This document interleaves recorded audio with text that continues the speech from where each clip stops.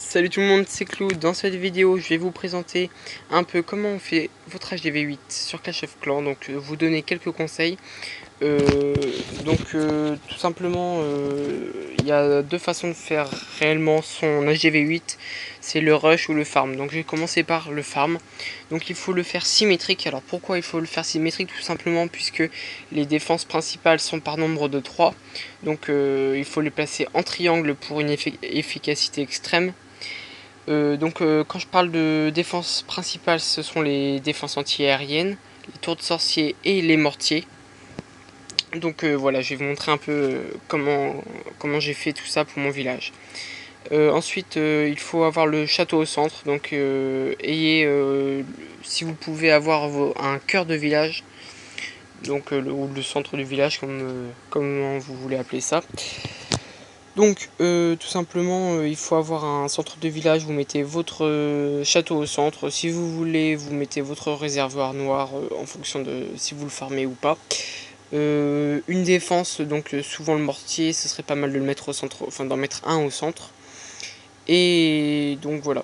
Et sinon, pour bien défendre, il faut avoir vraiment les défenses anti-aériennes au niveau 6 pour défendre contre les guerres de clans, hein, parce que là vraiment on fait une guerre de clans en ce moment.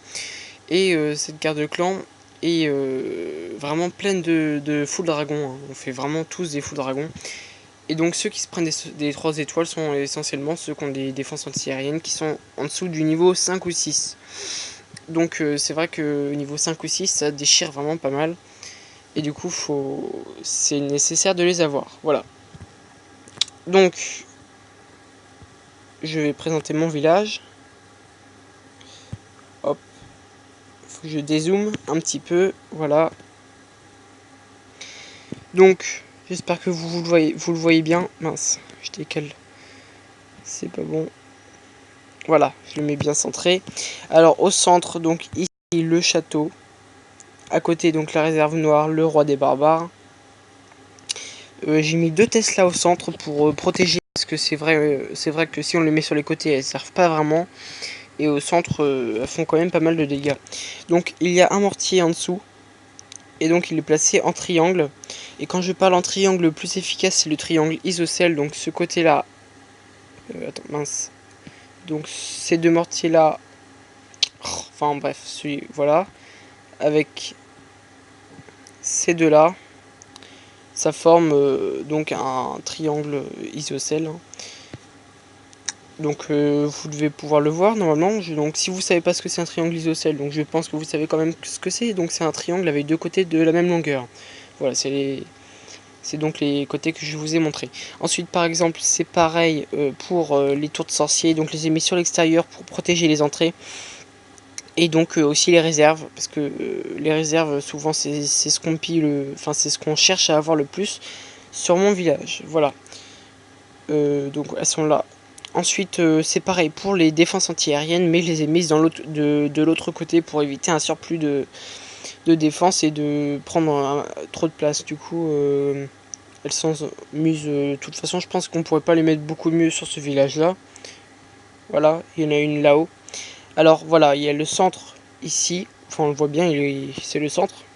En dessous, j'ai fait une alvéole de 3 en protégeant les ressources. Donc il faut éviter aussi d'avoir plus de 3 défenses ou de bâtiments dans une alvéole pour vraiment éviter que l'ennemi pénètre trop facilement au centre de votre village. Et sinon aussi au niveau des pièges, je veux dire, il faut les mettre stratégiquement. Donc là en bas j'ai fait des couloirs, j'ai mis les pièges comme ça, les géants se prennent tous les pièges et ils sont vraiment obligés de se les prendre. Là-haut il y a des bombes géantes, des pièges à ressort, et des bombes, il y a une tête chercheuse. Enfin vraiment, si on attaque là-haut, ça fait vraiment très mal. Voilà, donc je vous présente pas forcément mon village, mais c'est une façon de faire un village. Ça peut vous donner des idées. Voilà. Sinon, qu'est-ce que j'avais dit là-dessus? Bon, les pièges à ressort, faut vraiment faire en sorte que ça aspire les géants. Ça peut en aspirer jusqu'à 3 d'un coup. Sinon, il faut essentiellement avoir au moins une défense devant les réservoirs. Donc là, devant celui-là, il y a les tours d'archer. Vous regarderez que devant chaque réserve que j'ai au moins une défense. Donc voilà, sinon, je vais passer pour le rush. Ça va être un peu plus court, donc il faut plus d'alvéoles. Tout simplement pour éviter qu'il pénètre vraiment au centre. Votre HDV doit être au centre avec votre château de clan. Les Tesla peuvent être aussi au centre pour bien le protéger. Les défenses principales que j'ai citées tout à l'heure sont aussi en triangle. Les réserves vers l'extérieur, mais c'est possible que vous les mettiez devant certaines défenses, puisque ça a beaucoup de vie, du coup c'est dur à casser. Enfin, c'est plutôt long. Et sinon, une bonne application des pièges, comme je l'ai dit tout à l'heure. Et sinon aussi pour placer, si vous ne savez pas où placer vos tours d'archer et vos canons, les tours d'archer sont prioritaires tout simplement parce qu'elles font aérien et terrestre, et donc les canons vous les placez là où il reste de la place. Donc là j'ai placé mes tours d'archer au mieux, hein, vous pouvez le voir, elles sont vraiment espacées correctement alors que les canons sont un peu plus collés là-haut.